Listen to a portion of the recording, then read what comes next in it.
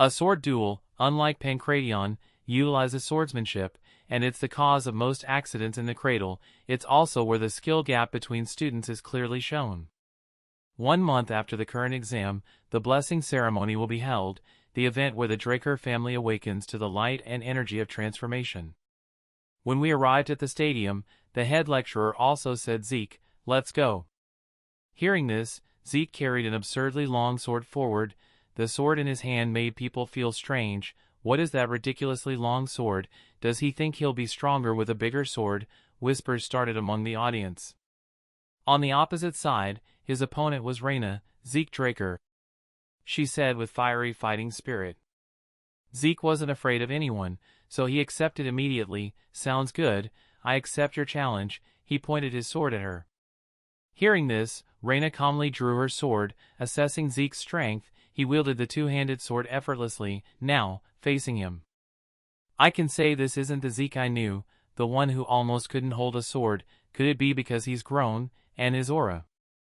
The more she thought, the more bewildered Raina became. Quickly, she gritted her teeth and reminded herself.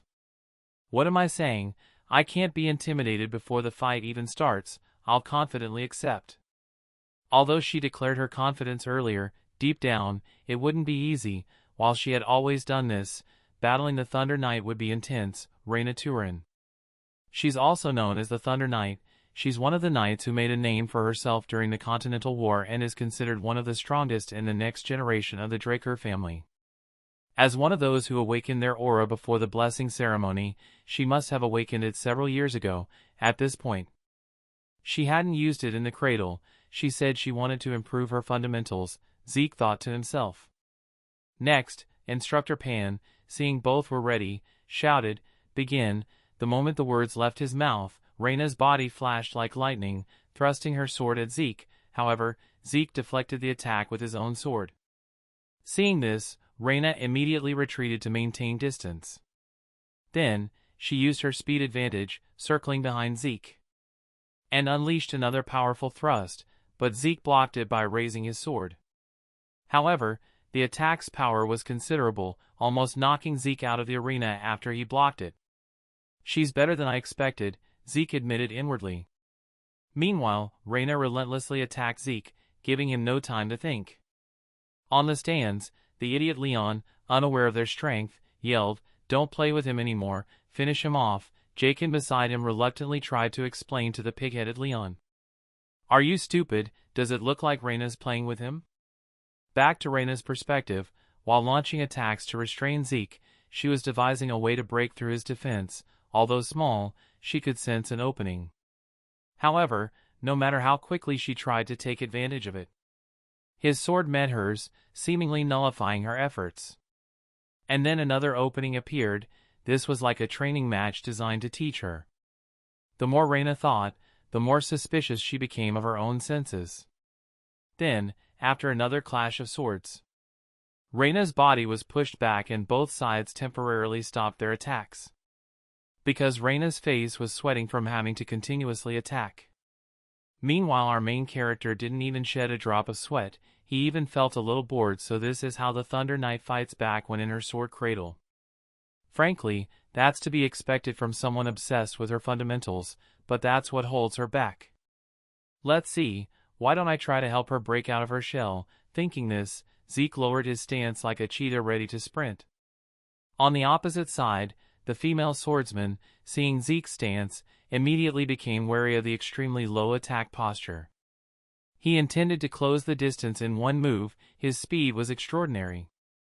"Come on, Zeke Draker," Raina muttered, and immediately afterward, Zeke launched his attack. His body flashed, and he appeared before her. He was too fast, but as long as there was distance between them, reacting to his actions wasn't impossible. Raina thought this to herself and quickly dodged the descending sword from the protagonist. However, she couldn't predict Zeke's next action. She only saw him begin to swing his sword diagonally across the ground, and directly toward Raina. His strike sent countless fragments of stone flying, and successfully hit her face, causing Raina's face to be covered in blood. However, there was no time to pay attention to this. Raina hastily regained her stance, but Zeke seized the opportunity of her momentary lapse and lunged forward, swinging his sword at the female swordsman's throat. I'm done for, Reyna thought. But then, miraculously, her speed and strength suddenly increased unbelievably, instantly knocking the sword from Zeke's hand. And the surrounding crowd watching her victory roared like madmen. Zeke lost. That's the power of a duenna. She didn't use her aura like usual. Unlike them, Pan, who had been observing from the sidelines, had completely different thoughts. No, the students didn't realize, but when Zeke's attack approached Reyna, she used the smallest possible amount of aura. It was such a small amount that it was almost undetectable. Reyna, you promised you wouldn't use aura until you officially entered the academy, he said. Forcing her to do so, he spoke while looking at Reyna with a stunned expression. Meanwhile, Zeke, seizing the opportunity while she was off guard, immediately launched another attack without hesitation. What are you doing? The fight isn't over, he said, then unleashed a blow aimed directly at Reyna's throat, causing her to immediately bleed and kneel before him from the stands above.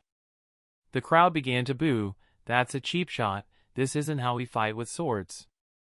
That's right, a knight who abandons his sword. This is Reyna's victory. You don't have the qualities to be a knight. Shameful, the jeers began. However, Zeke didn't care much for these jeers. For him, winning was all that mattered. On the opposite side, after a few seconds of rest, Reyna struggled to stand up. Seeing this, Zeke asked, "Do you want to continue?" Hearing this, she felt a little conflicted.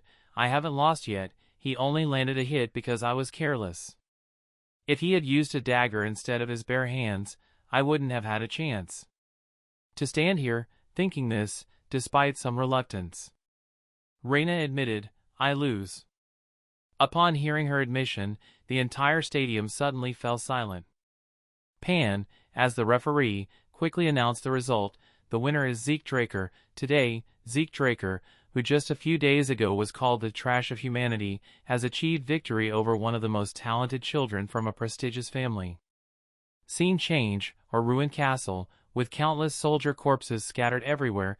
It seems to have recently undergone a monster attack. While others are cleaning up, inside a room, two men are drinking tea. The dark-haired man looks at the other with a pained expression. Abel, you can still drink tea in a situation like this. Zeke, they say that bastard. I defeated Reyna, he said, glancing at a letter on the table. To this question, Abel calmly shook his head. William, you're always so serious. How long until the blessing ceremony? We have time until the next full moon, William replied. Then it seems like now's the perfect time to visit home, Abel said calmly, walking towards the door. This made William flinch slightly. You're going there yourself? Yes, it's piqued my curiosity. I'm interested in seeing what kind of awakening my youngest brother has undergone, he said, his cold gaze fixed on the window. Speaking of which, although his victory shocked the entire academy, he simply returned to his training. Time quickly passed. A month later, on the day of the blessing ceremony, Zeke was still engrossed in his training. The more he trained, the more confused he became. I really don't understand how, in my past life, with this body, I could become a zigzag knight. Open status window, he muttered, and immediately an information screen appeared before him. After a month of relentless training, Zeke's skills had significantly improved. His accurate thrust had reached mastery, his critical strike had reached expert, and his agile footwork had reached expert. Looking at the descriptions on the screen, Zeke was quite satisfied. As expected, one of his skill proficiencies had surpassed the mastery level. Skill leveled up, and proficiency reset. I even raised the proficiency of agile footwork, the skill I gained during the fight. Thinking this, suddenly a knock came from outside. Without turning around, he knew who it was. Decker, what do you want? He asked. But the old man also came to remind him about the blessing ceremony. In 2 hours we will leave. Calmly say okay, I will join soon, so prepare everything. Zeke nodded and replied. Just like that, after the preparations were completed, Zeke climbed on a horse-drawn carriage and went to the main mansion where the blessing ceremony took place. Sitting in the carriage, Zeke stared blankly ahead, lost in thought. It had been a long time since he had been to the main mansion, belonging to the Draker family, located in the Duke of Choi's territory. Although the main house is located in the center of the continent at the Four Seasons Fortress in Central Land, the blessing ceremony must be held at the main mansion, the origin of the Dragon Slayer legend. Scene change, the main mansion of the Draker family, the Dragon's Lair. Inside the Great Hall, all the children of age were gathered, preparing for the ceremony, while everyone stood solemnly.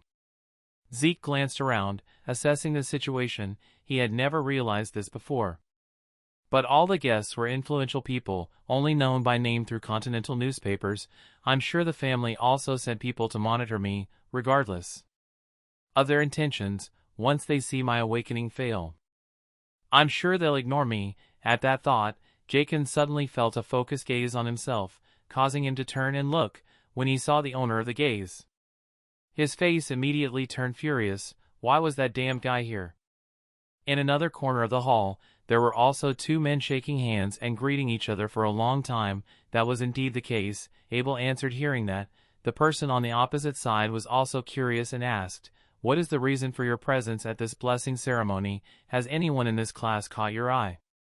Abel immediately waved his hand in denial. "No, I have another reason. It just so happens that my adorable younger brother is here too." He glanced down at Zeke. "This is Abel Draker, the second son of the Draker family, the Lion Sword."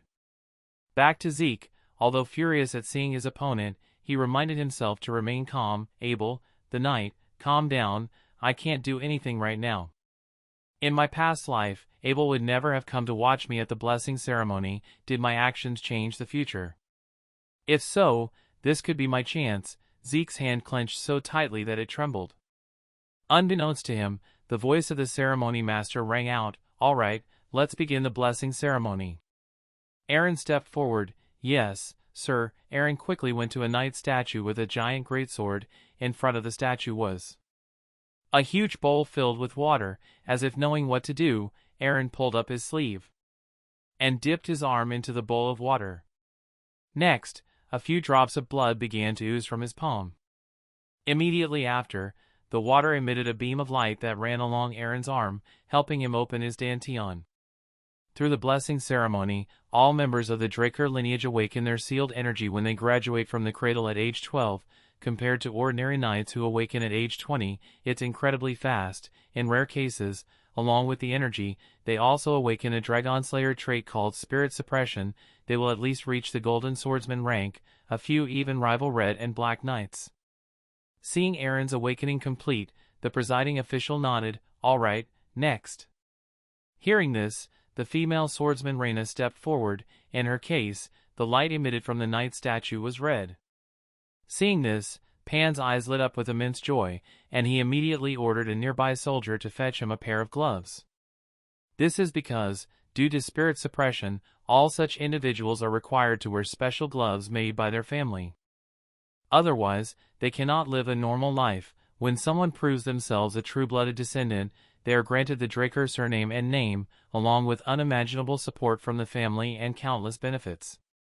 One by one, the children stepped up to awaken their energy until it was the protagonist's turn. As he was a direct descendant, everyone was waiting to see what he would awaken. "Oh, finally, the main course. I wonder what kind of awakening he'll have," someone curiously said. Another immediately chimed in, "Of course, it'll be a true blood awakening." He defeated Reyna. Turning to Zeke, he heard the constant chatter around him and inwardly chuckled. He never thought he would stand before this damn statue again. The last time was terrifying, although the blessing ceremony was the only thing that pushed me through the cradle. I received a shameful title. But this time, everything is different.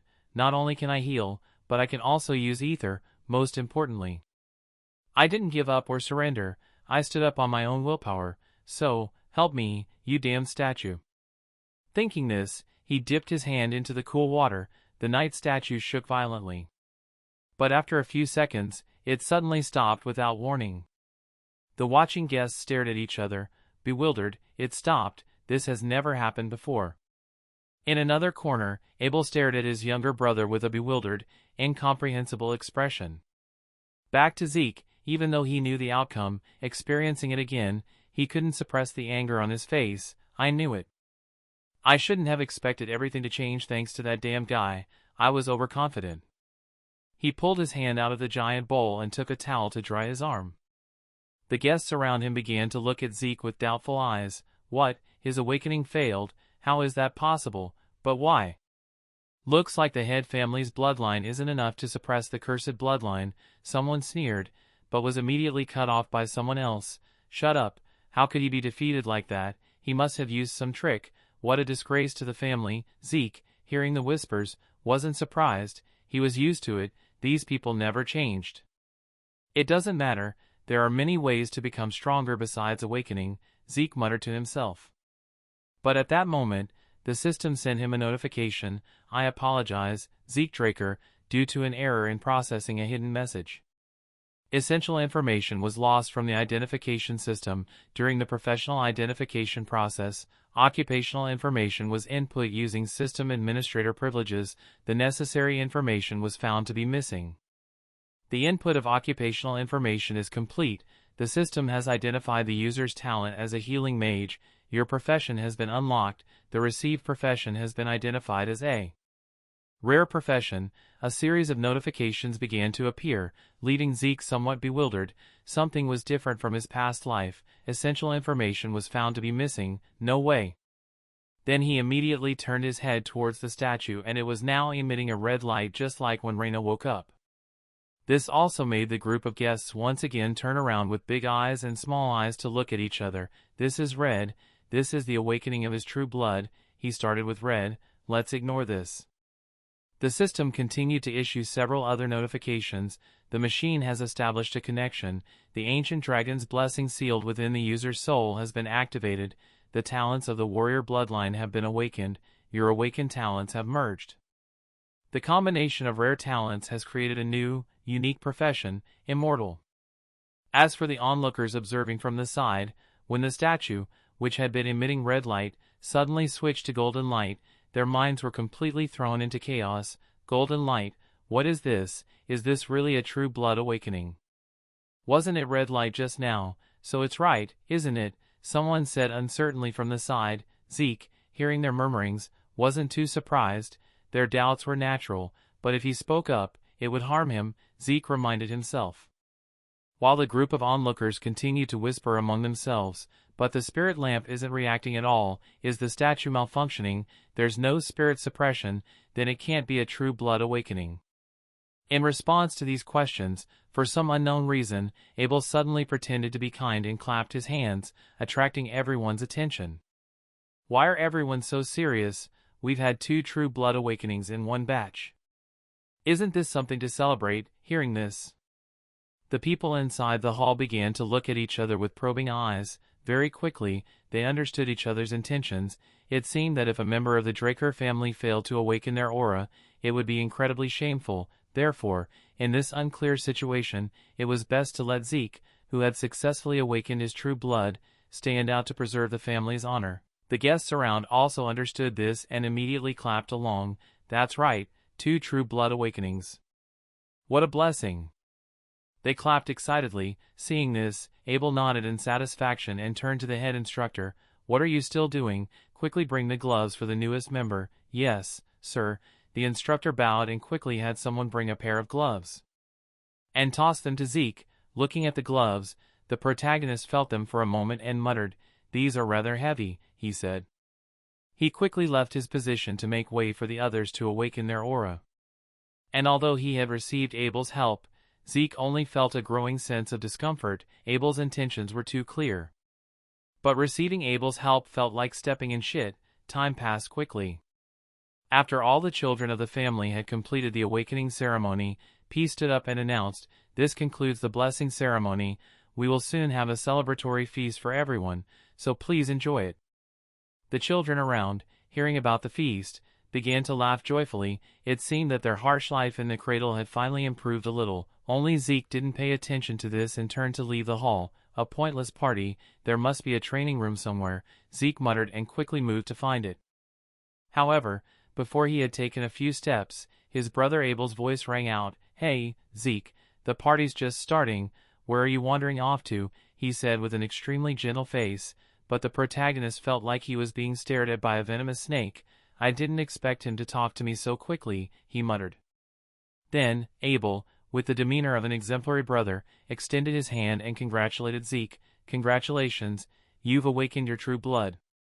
In response, Zeke smiled and reached out to greet him, because he knew that if he refused now, he would reveal his hostility towards Abel, so he had to go along with it for now. Just as their hands were about to touch, Zeke suddenly stopped.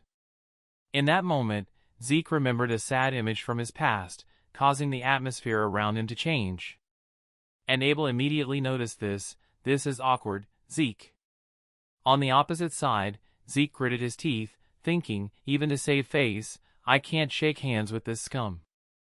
Returning to Abel, he didn't seem to see Zeke's angry expression and waved his hand. "Oh well, I'll have to be content with just seeing your face." "Then, see you again," Zeke said.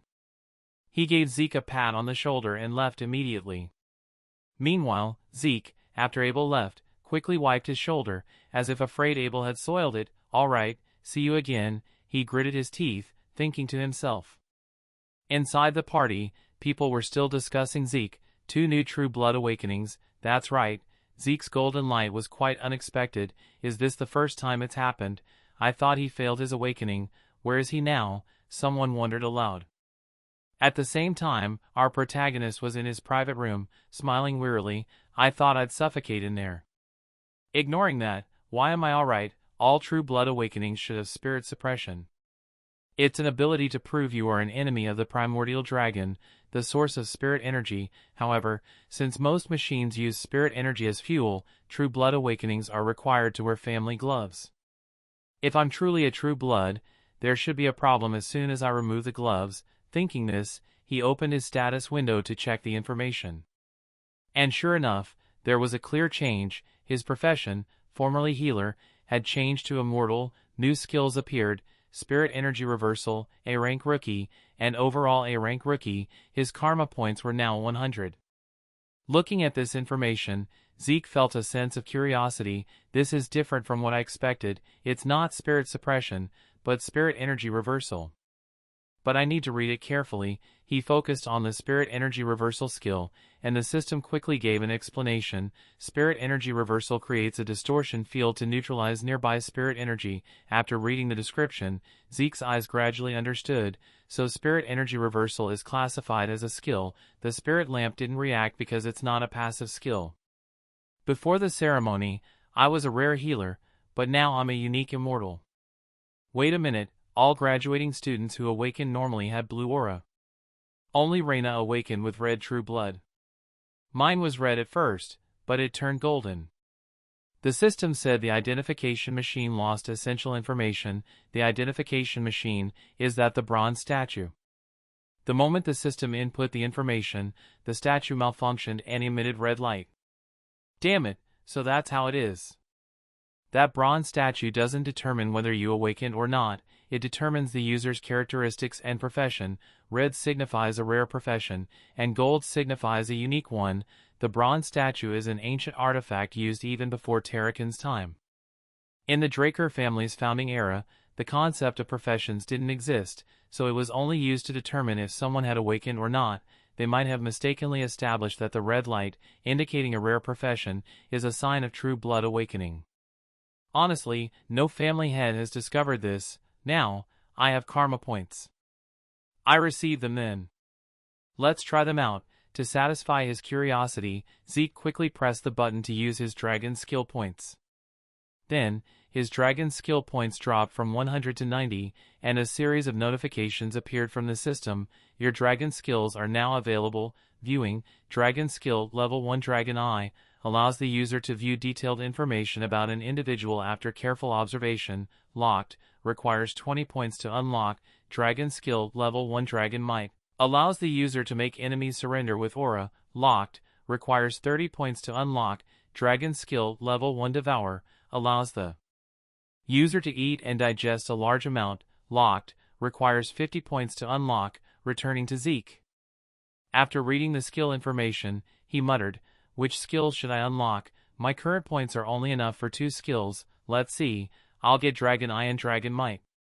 But if you eat and digest so much, why does this require 50 points? It's better to take something that's clearly good than something risky."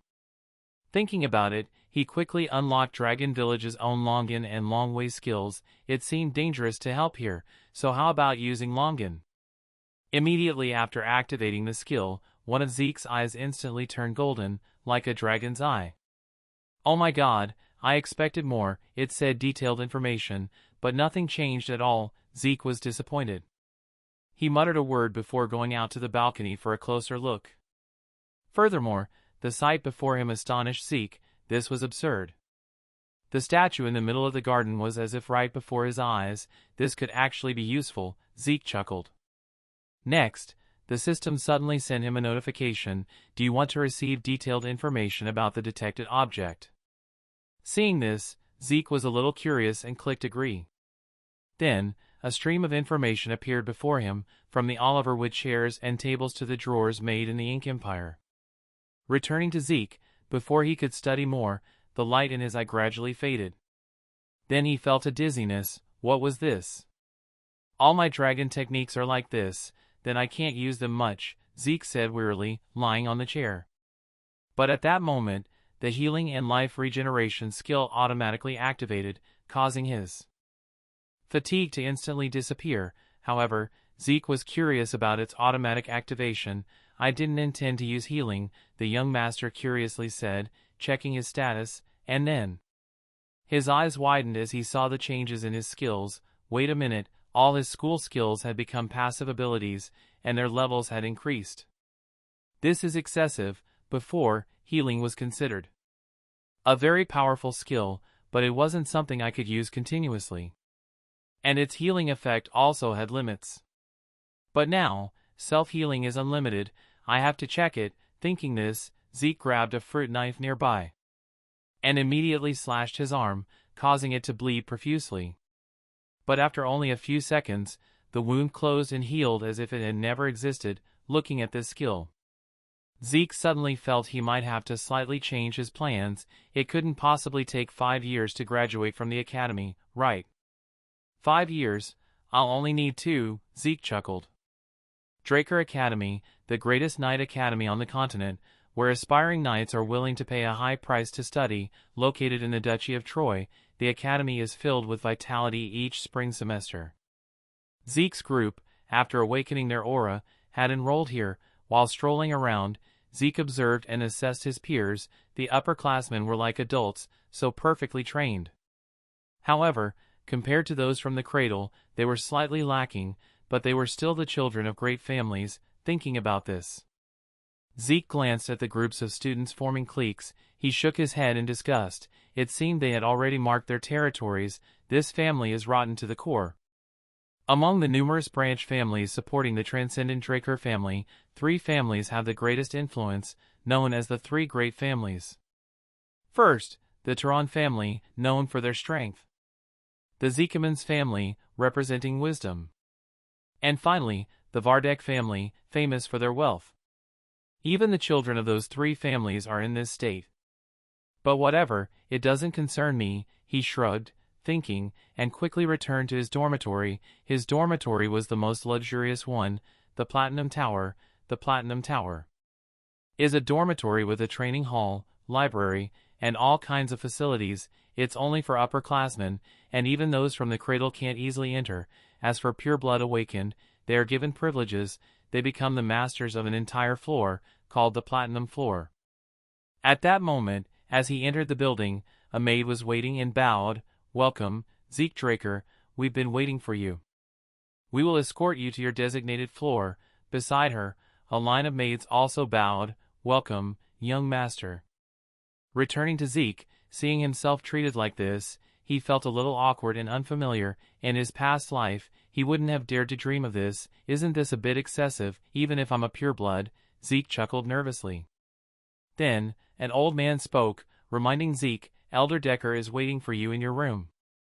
Following this, Zeke quickly returned to his room and asked the old man Decker, "What's up?" Decker replied, "There's something I need to give the protagonist." He handed him an elegant box. Inside were high-quality gloves prepared for purebloods. The gloves you received before, after awakening, were temporary. These are different, Zeke said, putting them on and nodding in satisfaction. Oh, These are on a completely different level than those temporary gloves. Decker smiled. Glad you like them. Hearing this, Zeke continued, now that I have new gloves, I want a new sword too. What do you think? Decker replied. That Zeke's choice was excellent because the Duchy of Troy's territory is close to a massive mountain range with high-quality iron and exceptional blacksmiths. To the point that many say a graduate's first weapon is a masterpiece. Next, Decker offered to find Zeke a skilled blacksmith. However, the protagonist refused because he already had someone in mind. No need, I've already chosen someone, I'll go myself, so please arrange an appointment. As he spoke, he wrote down the other person's information on a piece of paper and gave it to his butler.